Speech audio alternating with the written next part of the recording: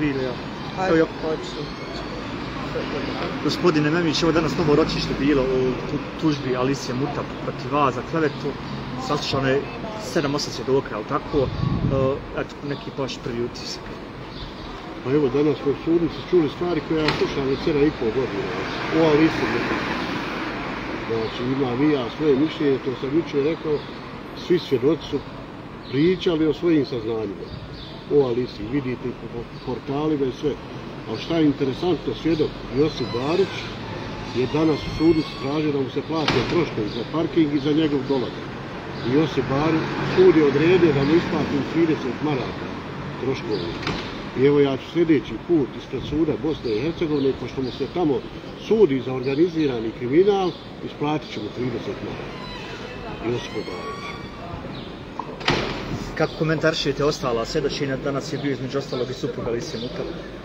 Ajno, vidjeli smo koliko mu je to teško palo, ali ipak se sjetio ženiti Alisu Mutap, pa znači ne trpi i dalje koga je oženio, trpim i ja 7,5 godina, ko mi je ubio dijete, a neće da kaže. Nije me dirnuo ono njegovo svjedočenje, ono je po nagovoru advokata, evo ja i danas pitam ko plaća ove advokate.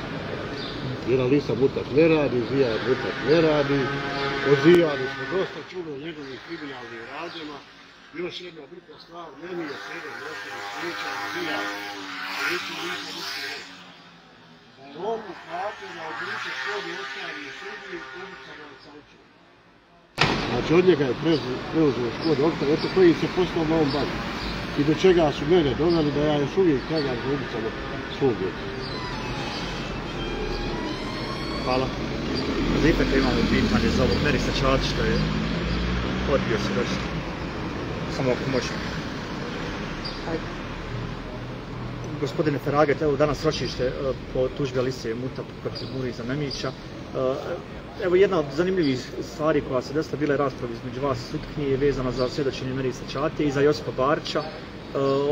Odbio je Meris Čate da svjedoči, iskoristio to pravo, pa je bila neka rasprava između vas. Možete li to prokomentariti? Pa mogu, naravno, meni je poznata ta odredba, to je član 140 zakona o parničnom postupku, ali danas je sutkinja išla, koliko sam ja razumio, na član 139 stav 3 da postoji nekakva tajna.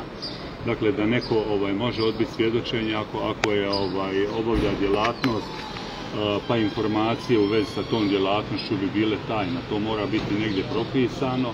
Međutim, u ovom slučaju po meni to ne vrijedi. Eventualno bi se moglo govoriti da svjedoci uskrate svjedočenje ako mogu izložiti sebe ili bliske srodnike krivičnom gonjenju.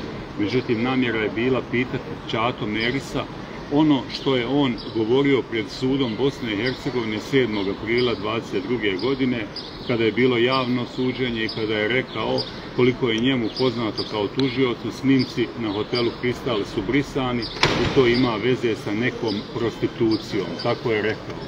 Josipa Barića smo htjeli pitati samo ono o čemu je svjedočio svjedok M10, isto je tako bilo javno suđenje, s tim što ne možemo otkriti identitet tog svjedoka koji je rekao da je Hasan Dupovac ispitivao svjedoka M10, a tom prilikom je bio prisutan i Josip Barić. Danas je Josip Barić rekao da on nije bio prisutan, eto to su bili razlozi. U ostalom dijelu, dakle, dobili smo potvrdu da su sve one činjenice koje je prenio Muriz Memić ranije kružile, dakle sve od 2016. godine pa do iznošenja ovih informacija od strane Muriza Memića 18. oktobra 2019. godine. Dakle, čuli smo s čim povezuju Alisu Mutap, čuli smo o tome kako su ljudi opisali Alisu Mutap, kakva je to osoba, čuli smo o tome iz kakve porodice potiče. Tako da je u principu ono sve što je rekao gospodin Muriz Memić po mom dubokom ubjeđenju je bilo više nego razumno, imajući u vidu očigledno zataškavanje ubistva njegovog sina od strane kantonalnog i federalnog tužilaštva. I na kraju krajeva te informacije su bile, kako je potvrdila i svjedokinja Arijana Memić, na društvenim mrežama prisutne i bez toga da je Muriz Memić to iznio. Tako da ću tu... Jedno pitanje, kako vi komentaršite ovo što je Josip Barić od svih svjedoka jedini tražio naknadu troškova sa te neke pravne strane, s obzirom da je iz Sarajeva čovjek? Pa gledajte, čovjek je iz Sarajeva, kaže da je prošli put bio pa je nije obaviješten da je odloženo suđenje i danas je došao. Mene bi lično bilo sramota da zahtijevam troškove dolaska sa Iliđe, na sud BiH, a koliko mi je poznato, osim toga što je suspendovan kao policajac, on ima i neki privatni biznis. Pa eto, to je njegova odluka. Muriz Memić je pripremio 30 maraka i isplatit ćemo ih 26. juna kada bude nastavak suđenja protiv Zijada Mutapa i ostalih i Josipa Varića, pa ćemo Muriz Memić isplatiti, jer Muriz je sutkinja obavezala da isplati 30 maraka, pa eto red je da mu Muriz malo pomogne pošto je nesuspenzija. Josip Barić je svakako izjavio da je lošeg imovinskog stanja, a on je policajac. Kad su svi policajci lošeg imovinskog stanja. I još što je bitno za svjedočenje Mirze Ploskića i Farisa Muzora, znači potvrdili su ono što su pričale, to su meni ispričali policajci Admir Šalaka i Emir Mehmet.